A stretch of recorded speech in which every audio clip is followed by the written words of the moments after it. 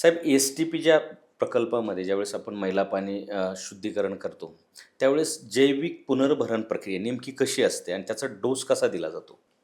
मैला पाणी शुद्धीकरण प्रकल्पामध्ये जैविक पुनर्भरण हे निसर्गामध्ये जसं नदीमध्ये व्हायचं तशाच पद्धतीने आपण सीवेज ट्रीटमेंट प्लांटमध्ये करतो. म्हणजे काय करतो की रोज डेली काही प्रमाणामध्ये म्हणजे प्लांटची जी कॅपॅसिटी आहे 1 MLDचा प्लांट आहे म्हणजे 10 लाख लिटर पाणी येत आहे.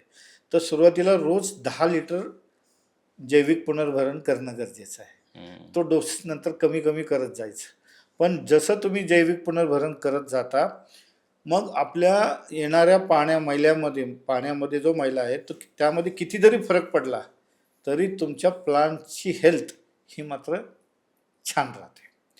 आत्ता दुर्दैवाने काय होतं आहे की प्लांट बंद असण्याचं कारण महत्त्वाचं कारण हेच आहे की बायोलॉजिकल हेल्थ खराब झालेली आहे.